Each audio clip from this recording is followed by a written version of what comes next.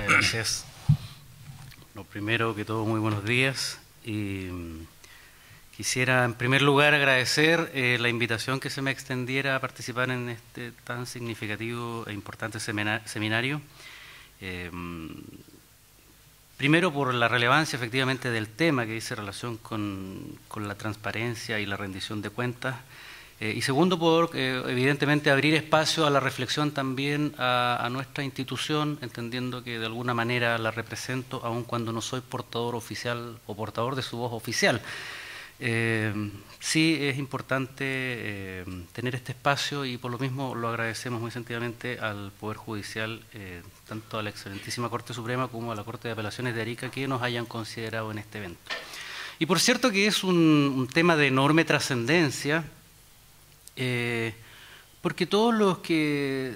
de una u otra forma nos vinculamos con un servicio público y que en definitiva entendemos que somos servidores públicos y de ello deriva que más que detentadores de poder somos depositarios de muchas responsabilidades y muchas cargas u obligaciones, nos vemos sometidos constantemente al escrutinio de una comunidad cada día más exigente, cada día más demandante, en palabras de lo que decía el ministro Roberto Contreras el día de ayer, más empoderados, que evidentemente están en condiciones de conocer y de exigir más. Por lo tanto, el propósito de este seminario abre la puerta a tratar un tema fundamental y que es precisamente el de la interacción que pueda producirse entre el resguardo de la identidad y la presunción de inocencia. Quisiera para estos efectos enfocarlo evidentemente desde lo que me es más natural para mí, que es hablarlo desde la perspectiva del Ministerio Público, para luego introducir sobre algunos conceptos que intento introducir, unas dudas o consultas que surgen y que creo necesario responderlas fijando de alguna manera posición sobre el particular. Desde luego, la presunción de inocencia como principio formativo, como principio inspirador, particularmente de un sistema acusatorio que es acogido por un Estado democrático de derecho, como es el caso del nuestro, define desde luego la intervención de un ministerio público, un agente del Estado efectivamente, que se encarga de promover la persecución penal. Y es en ese sentido entonces que muchas de las facultades que se le han otorgado o principios que rigen su accionar están concebidas también desde la perspectiva de la presunción de inocencia, en tanto principio y en tanto baremo o punto de medición de cada una de sus actuaciones. Desde luego el de oficialidad, desde luego el de legalidad, por cierto el de exclusividad en la investigación penal. La actividad de persecución se iniciará en la medida en que exista la noticia criminis que dé cuenta de la comisión de un hecho. Este hecho además puede ser atribuido a determinada persona. La labor de investigación principalmente debe enfocarse en una primera aproximación a establecer la existencia efectiva de esos hechos y cómo estos efectivamente han ocurrido, luego determinar si efectivamente los hechos son o no son constitutivos de delito. Eso es como un primer estadio dentro de lo que es un proceso intelectual de investigación o en la construcción ideológica de la investigación. Solo recién ahí uno puede adentrarse a la otra etapa, que es la de determinación de responsabilidades. Y no bien que no haya concluido esto, aun cuando pueda ser un proceso en alguna medida simultáneo, establecer si efectivamente alguna persona ha tenido participación en el mismo y si esta participación se encuentra o no castigada conforme a la ley. Esta investigación o este proceso, así como el procedimiento, una vez requerida la intervención judicial, deben responder al mandato de una intervención, de una investigación y un procedimiento racionales y justos. Racionalidad y justicia que evidentemente abarca los conceptos que dicen relación con un debido proceso. Cuestión de la que de alguna manera nos lleva a tomar partido por decir claramente que uno de sus componentes, cuál es el principio de presunción de inocencia, tiene una omnipresencia en cada una de las actividades que se desarrollan, tanto en la persecución propiamente tal, en términos de investigación, pero también en términos de la tramitación judicial, denominación que me permito decir por comprender la mayoría de las actuaciones judiciales. Esto lleva en definitiva a que el trabajo debe hacerse con un nivel de rigor que se impone al Ministerio Público en aras de preservar y que se materializa en un principio específico que rige las actuaciones del Ministerio Público, cuál es el principio de objetividad. O sea, desde luego y por lo pronto es forzoso decir también que la investigación que desarrolla el Ministerio Público no va encaminada a ratificar una denuncia, supuestos ya todos los hechos que de alguna manera he ido asentando, sino efectivamente a buscar la mayor aproximación a la verdad formal, como una condición deseable dentro del proceso investigativo. Sentado estas bases, entonces, sí es posible sostener que si legítimamente se ha arribado a una convicción condenatoria en un proceso en virtud del cual se establece que una persona ha tenido participación en un hecho que reviste caracteres de delito, evidentemente entonces también podemos hablar que legítimamente la presunción de inocencia deberá ceder frente a la magnitud de este acto procesal, sentencia definitiva condenatoria. Hay también una raíz de legitimidad en ello. Por lo tanto, la rectitud o el apego al ordenamiento jurídico de las distintas instituciones que se vinculan es la que en definitiva permitirá derribar, concédanme que desde la perspectiva nuestra, el trasponer el umbral de la presunción de inocencia, se acostumbra a decir cotidianamente derribar, pero quiero entenderlo como en definitiva el estándar al cual habrá que llegar en algún momento. Con esto grafico que el sistema procesal de enjuiciamiento criminal en su conjunto, y creo que esto es de recibo en la mayoría de los operadores y autores que sobre el particular han escrito, es capaz de asegurar y resguardar el respeto al principio de presunción de inocencia y a la presunción de inocencia en concreto respecto de cada uno de quienes son sometidos al sistema de enjuiciamiento. No con el ánimo de polemizar, pero evidentemente es importante en este punto recoger algo de lo que ya sostuvo el magistrado Rodríguez en relación a la cantidad de personas absueltas, en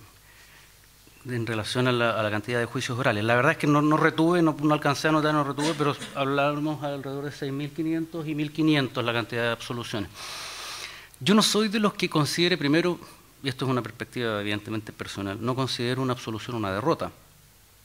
No creo que sea el propósito en esto ganar o perder, no lo veo en una posición, una perspectiva binaria,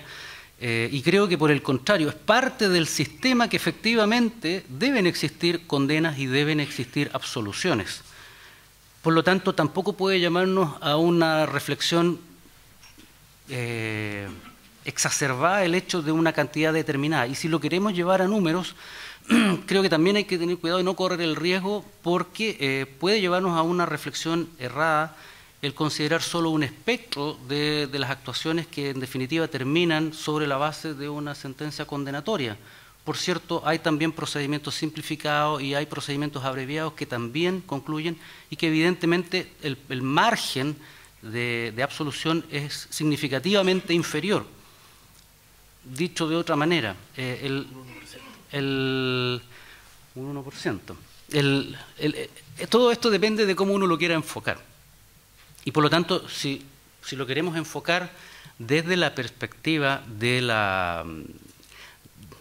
real afectación, lo que hay que analizar entonces es cómo y en qué medida se pudo afectar esta presunción de inocencia. Y lo cierto es que la presunción de inocencia tiene distintas manifestaciones a través del proceso o del procedimiento, y particularmente el ordinario, y entre ellas está precisamente las que dicen relación con la posibilidad de decretar la detención, medidas cautelares y una serie de otras medidas intrusivas, por mencionar quizás las más significativas. Y por cierto que, sin que ello constituya una anticipación de juicio, está previsto y está regulado y está otorgado a la autoridad jurisdiccional el hecho de que pueda disponerse la prisión preventiva respecto de una persona que está sometida a actual persecución. Consiguientemente, no creo que sea cuestionable la legitimidad de un procedimiento en tanto la privación de libertad sustentada en antecedentes que han sido puestas en conocimiento de un respectivo juez de garantía se encuentra sustentado en los fundamentos que se han expuesto y por lo tanto ha sido decretada por el respectivo tribunal.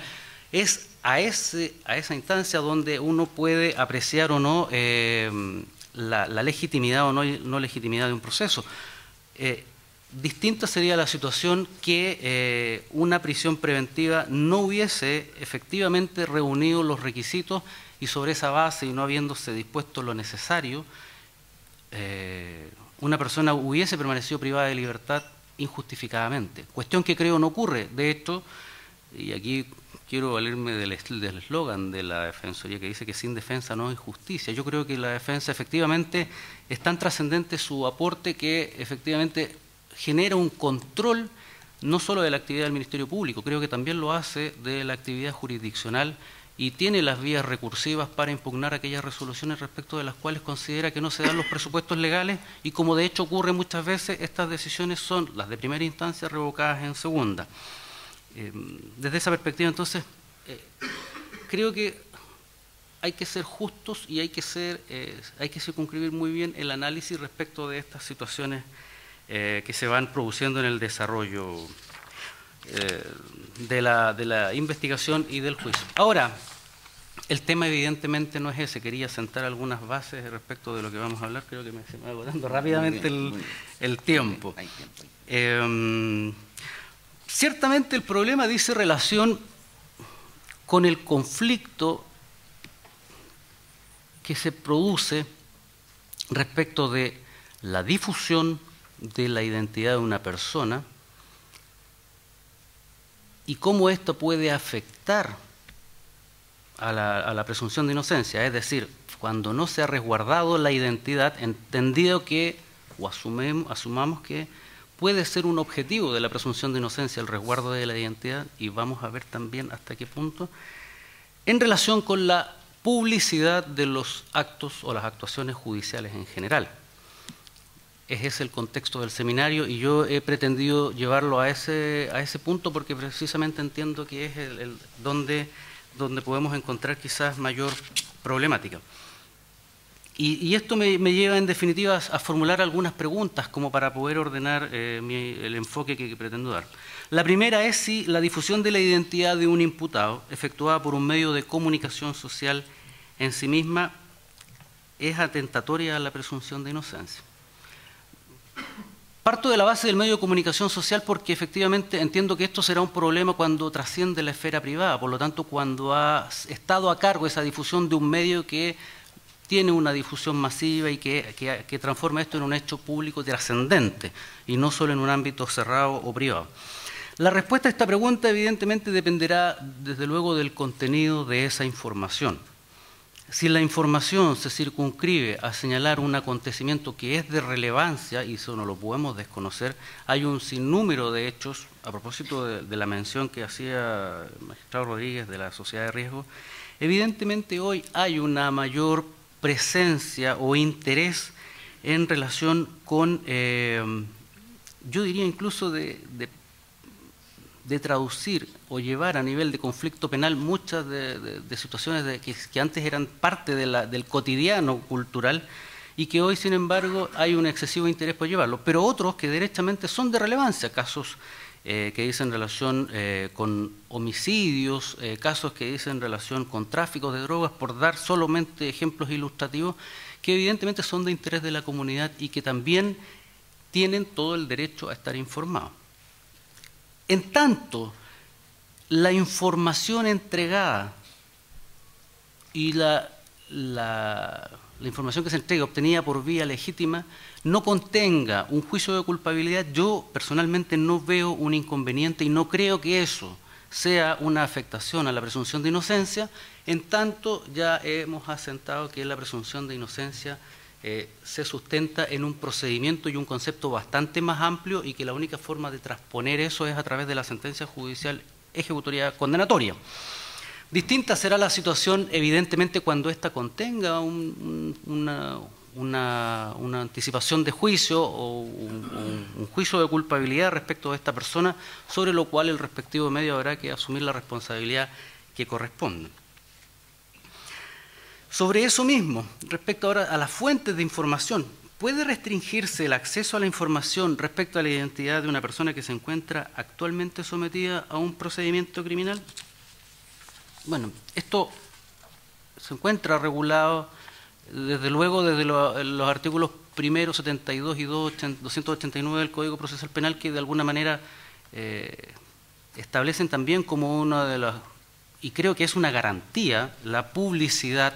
del proceso penal, las audiencias públicas, el juzgamiento en forma pública, que es un derecho que le asiste a toda persona, y desde esa perspectiva entonces no resulta razonable entender que eso pueda ser además una afectación por sí misma. Por lo tanto, conforme a esto, es concebible que un medio de comunicación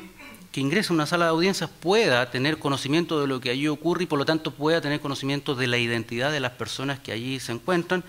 y creo que sobre esa base es legítimo que haya una difusión respecto, y sobre el contenido volvemos a lo que respondíamos en la pregunta anterior. Efectivamente, habrá que estar al contenido mismo de la información y si ésta contiene o no contiene un juicio de culpabilidad. Detenerse quizás es importante en las facultades de dirección y disciplina que detentan los jueces, porque ahí también es donde hemos visto que se presentan quizás la mayor cantidad de incidencias, más no creo que problemas, en tanto que durante los casi 12 años que lleva en régimen el sistema acusatorio en nuestro país, se ha generado la discusión respecto de si es posible o no autorizar la presencia de la prensa y correlativamente qué es lo que pueden hacer en relación con su presencia, incluso en relación con la posibilidad de captar imágenes, audios, etcétera. Y en general, me imagino que es algo compartido, lo que normalmente se dispone es respecto de la no fotografía o no captar imágenes en general de la persona de los imputados, cuestión que parece no ser controvertida, que creo que todos coincidimos en la necesidad de eso, pero creo que razonablemente también los jueces de garantía no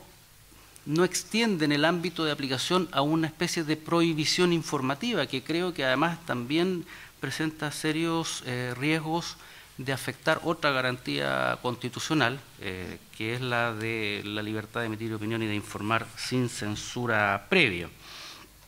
Entonces la pregunta más bien surge, ¿cuál es el mecanismo de control respecto de eso? ¿Cuál es el mecanismo sancionatorio que pueda existir respecto de la divulgación de una imagen de una persona que se encuentra en una sala de audiencia?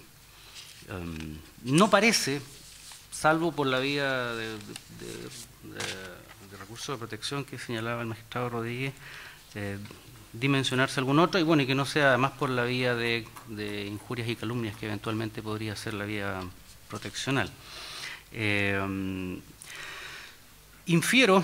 que en alguna medida la excelentísima Corte Suprema participa de alguna de los comentarios que se han expuesto, porque así lo ha planteado particularmente en el acta 79 del 2001, que contiene el acuerdo de pleno de 10 de enero del año 2001,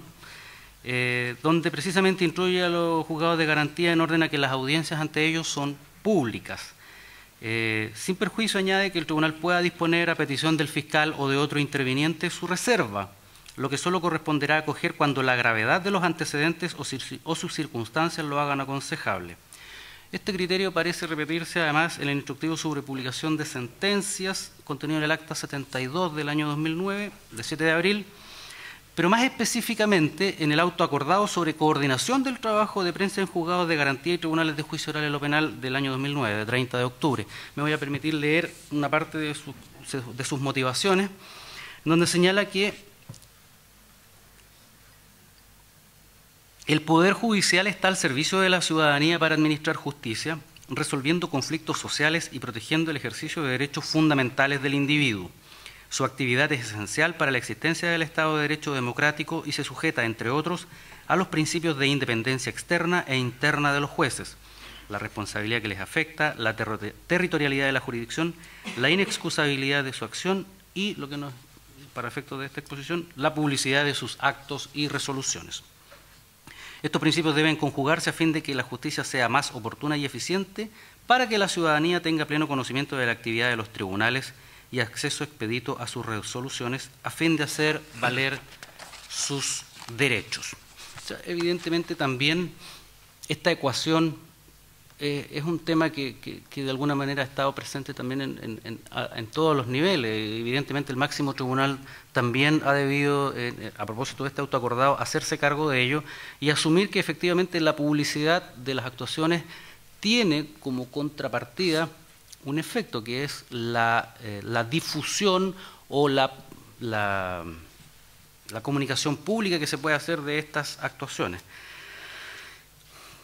Y sobre este punto, Roxin en el libro de Derecho Procesal Penal precisamente se refiere, lo habla a propósito o en el contexto de la recusación a los jueces, habla de la precondenación de las personas, o precondenación anticipada por los medios. Ahora, el presupuesto dice relación mucho con lo que planteaba el magistrado Rodríguez en términos de cuando la difusión por los medios, pero consistiendo esto en una condena anticipada, en términos de que está la capacidad del medio de poner el tema en agenda, pueda llevar a un juez incluso a formarse una convicción antes de tener conocimiento y sobre lo mismo si puede o no discutirse acerca de su imparcialidad para resolver del asunto. Pero lo ve también y propone un tema muy interesante y atingente al efecto que dice relación con cómo hacer control respecto de esto y señala que un tipo penal que reprima la precondenación como obstrucción a la administración de justicia penal, como pretendió el proyecto de 1962, debe ser rechazado porque restringiría demasiado la libertad de prensa. No debe desconocerse en eso también que la prensa también contribuye a ser uno de los mecanismos de control en general de las actuaciones de todo el aparato público y creo que es relevante en ese sentido que una de las garantías que tiende a salvaguardar su trabajo, que es la de libertad de prensa, la libertad de informar sin censura previa, sea debidamente preservada. Renueva la pregunta sobre cuál es entonces el mecanismo de control. Hay ahí una duda que queda latente. Anticipo, sin profundizar, que no logro ver la conexión de esa infracción con la suspensión del procedimiento que pueda decretarse, o el sobreseimiento temporal que pudiera decretarse sobre la base de la cautela de garantía. Pero es un tema que evidentemente está abierto y está en la discusión. Y la tercera pregunta es si pueden los otros intervinientes o sujetos procesales difundir la identidad de una persona imputada por delito sometida a actual investigación. Bueno, evidentemente me obliga a fijar la posición nuestra o a pronunciarme en relación a cuál es el nivel de compromiso o de adhesión con este principio que conceptualmente ya lo anticipaba al principio. Desde una perspectiva práctica, evidentemente, si uno atiende a que gran parte del éxito de una investigación está dada sobre el sigilo o la reserva de la misma, una de las condiciones es precisamente no revelar la identidad de las personas. O sea, desde luego, por la propia lógica de la investigación, no parece un elemento, un dato conveniente de revelar, una información conveniente de revelar. Mirado ya desde la perspectiva, más bien desde la perspectiva procesal, una cuestión importante es la de que no podría haber anticipación de juicio por parte de un fiscal sin dejar de incurrir en responsabilidad disciplinaria, por cuanto los fiscales tenemos prohibición de emitir opinión respecto de las causas que actualmente investigamos. Desde esa perspectiva, entonces, difícilmente un fiscal puede, creo que disciplinaria, pero también lo quiero llevar al plano de la legitimidad, legítimamente opinar públicamente, y cuando digo opinar públicamente, a través de los medios de comunicación respecto de ello, y eso evidentemente ad maioris ad minus, también se refiere a la revelación de la identidad de una persona. Pero distinta es la situación, y permítanme llevarlo a una hipótesis bastante concreta. Y todos hemos sido testigos que muchas veces las denuncias o querellas son presentadas de una manera bastante mediática, bastante publicitada, y muchas veces el Ministerio Público, antes de tener conocimiento de una denuncia concreta, ya es de dominio de la gran mayoría de la comunidad quiénes son las personas que van a ser imputadas y que por lo tanto van a ser objeto de la investigación. Aquí una pregunta sobre la razonabilidad. ¿Es razonable exigir que el Ministerio Público desconozca esa información cuando ingresó por mesón del respectivo juzgado de garantía, cuando fueron a la Fiscalía y hay cuñas incluso a la prensa? Yo creo que también hay una obligación de transparencia en relación con ese tipo de actividades que puede prestarse, miremoslo ahora en términos de la otra situación, de compensar también que puede estimarse como un amparo o encubrimiento de una determinada actividad, y en ese sentido también la transparencia obliga a buscar un equilibrio y una respuesta razonada. Y creo efectivamente que no se vulnera desde esa perspectiva al menos la presunción de inocencia, insisto, con el tema del contenido de la información que se entrega. Ahora, respecto de la ejecución por agentes del Estado en general, ya me pronuncié respecto del Ministerio Público, o por el resto de las personas, yo diferenciaría entre personas privadas y la de los agentes del Estado, y respecto de los agentes del Estado efectivamente existe una prohibición que ya ha sido mencionada, que es la de entregar la identidad de informaciones a los medios de comunicación respecto de los detenidos. Frente a una norma prohibitiva, claramente prohibitiva, no creo que sea mucho más lo que haya que aportar en términos de ratificar la vigencia de la norma y su imperio. Ahora, lo que sí es importante decir cuál es el alcance que eso puede tener. Si es una responsabilidad disciplinaria, es una responsabilidad penal, es un tema que no veo que se haya discutido. O sea, todos también hemos visto que hay programas que precisamente se basan en la búsqueda policial y que están en la calle, que no recuerdo los nombres en este momento, porque la verdad confieso que nunca los vi, pero que sí evidentemente mostraban el trabajo policial y también mostraban situaciones de detención de personas. No he sabido tampoco de reclamos concretos a ese respecto por parte de quienes han sido afectados o de quienes representan sus intereses, en particular los defensores. Pero me imagino que deben existir, no logré conseguir información sobre eso. Finalmente, un último punto en relación a si existen prohibiciones efectivamente absolutas en la ley para prohibir informar identidad. Sí,